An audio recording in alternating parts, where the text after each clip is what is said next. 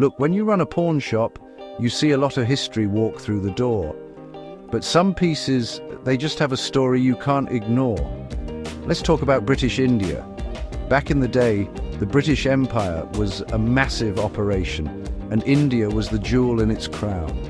After 1857, Queen Victoria took direct control, becoming Empress of India. This wasn't just a title change, it meant everything changed. The whole system was overhauled, and that included the money. You see, money is power, it's how you show everyone who's in charge. So the British decided to put the Queen's face on every coin right across the subcontinent. This was a huge deal. Before this, you had coins from the East India Company, which was a trading corporation that basically ran the show. Their coins were a little different, but with the crown in charge, a new era of coinage began. These weren't just lumps of metal, they were symbols of imperial authority, minted to be uniform and recognized everywhere. They started making these beautiful silver rupees with Queen Victoria's portrait on them. It was a message, loud and clear. A new power was here to stay. And the people of India, from the biggest cities to the tiniest villages, started using these coins in their daily lives. The process of making these coins was an art and a science. The British brought over their top-notch minting technology to places like Calcutta, Bombay, and Madras. These mints were state-of-the-art facilities for the 19th century. They had to produce millions of identical coins, each with the perfect weight, purity, and design. The silver had to be just right, usually 0.917 fine silver. They'd melt it, roll it into sheets, cut out blank coin discs called planchets, and then strike them with immense pressure between two dies. One die had the Queen's bust, and the other had the denomination and year. It was a massive industrial undertaking, a real testament to British engineering. Every detail on these coins mattered. The portrait of the Queen, for instance, evolved over her long reign. You had the young head, the Jubilee head, and the old head or veiled head. Each one tells you a little something about the time it was made. The designs on the back were also carefully chosen, often featuring intricate floral patterns that blended English and Indian artistic styles. These coins were practical tools for commerce, sure, but they were also pieces of propaganda. They were carried in the pockets of merchants, farmers, and soldiers, a constant, tangible reminder of the vast and powerful British Empire that stretched across the globe. Now let's get down to the good stuff. The year is 1862. The mints are cranking out 1 rupee coins like there's no tomorrow. These are the workhorses of the Indian economy. They all feature Queen Victoria on the front and the words 1 rupee and India 1862 on the back.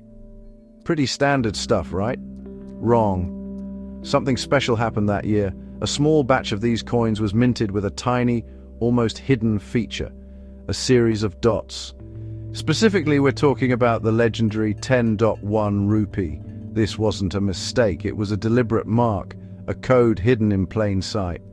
So you're probably asking, what's the big deal with a few dots? Well, in the world of numismatics, that's coin collecting for you folks at home, the little things are the big things. These dots were part of a system. The story goes that the dies used to strike the coins would wear out over time. The mint masters needed a way to track the age and performance of each die. Their solution was to add tiny dots to the design. A coin with 0 dots was from the first year of the die's use.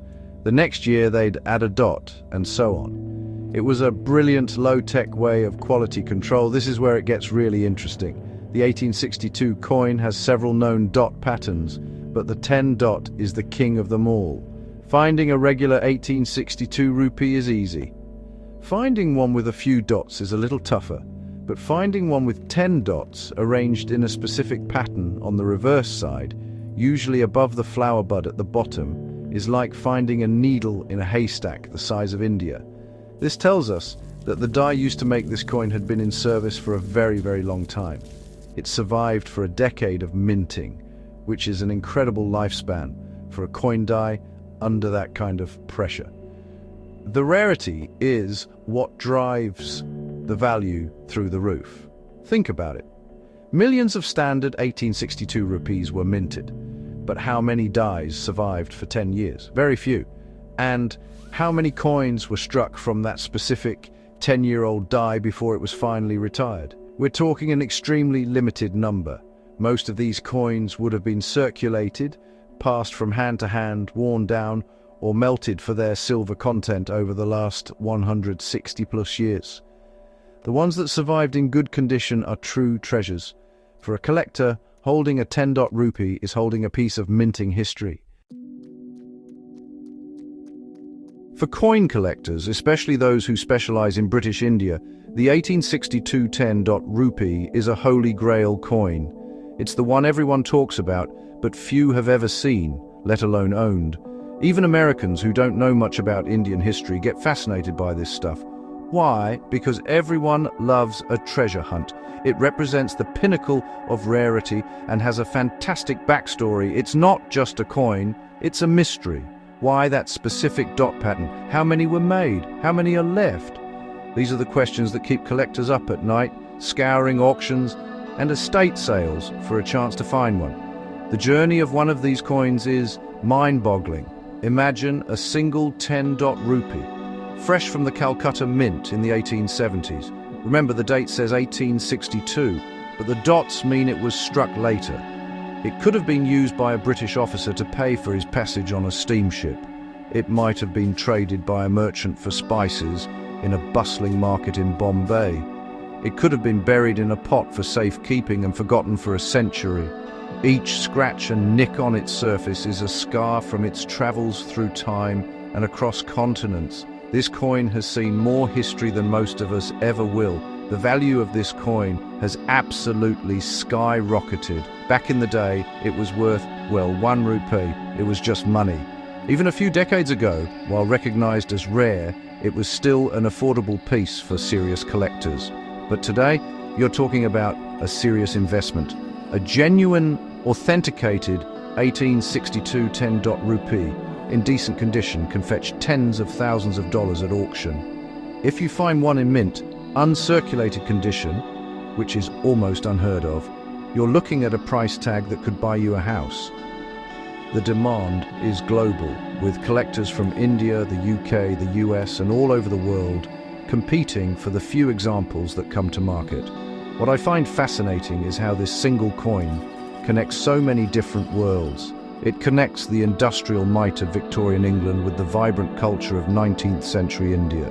It connects the mint master, trying to solve a practical problem with the high-stakes world of modern auctions.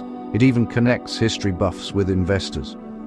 Owning this coin is like owning a share in a story. It's a tangible link to the past, a piece of imperial ambition you can hold in your hand. And that, to me, is what makes it priceless. You never know what's going to come through that door. At the end of the day, a coin like the 1862 10-dot rupee is so much more than a piece of currency. It's a time capsule. Think about everything this little silver disc represents. It tells a story of empire and industry, of a queen who ruled from thousands of miles away, and of the intricate machinery of power. Its very existence is a lesson in history, a snapshot of a world where Britain's influence was felt in every corner of the globe. When you hold it, you're not just holding silver, you're holding the weight of an entire era. It's a piece that transcends its monetary value and becomes a cultural artifact. This coin is also a testament to human ingenuity and the pursuit of perfection. The dot system was a clever solution to a real-world problem, a small innovation that had a huge impact on the quality of coinage. The fact that we can decipher its meaning today adds a layer of detective work to collecting. It's not just about finding a rare item, it's about understanding the why behind it. It's a puzzle that connects us directly to the people who worked in the mint over a century and a half ago.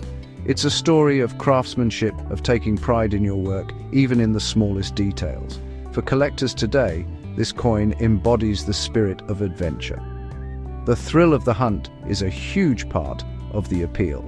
Searching for an 1862 10-dot rupee is a quest. It involves research, networking with other collectors, and having a keen eye for detail. And the moment of discovery, whether it's in a dusty old collection or at a major auction, is a rush like no other. It's a reminder that history isn't just in books, it's out there waiting to be found. These coins are ambassadors of the past, carrying their stories of trade, travel and time into the 21st century. So, the next time you see an old coin, don't just see it as money. Look closer. It might have a secret to tell. The 1862 10.1 rupee is the perfect example. It's a story of a queen, an empire, a hidden code, and a journey through time. It's a piece of history, an object of desire, and a symbol of a bygone age. It proves that sometimes the most fascinating stories come in the smallest packages. And that's something you can't put a price on. You never know what's going to walk through that door. But a piece like this is what makes it all worthwhile.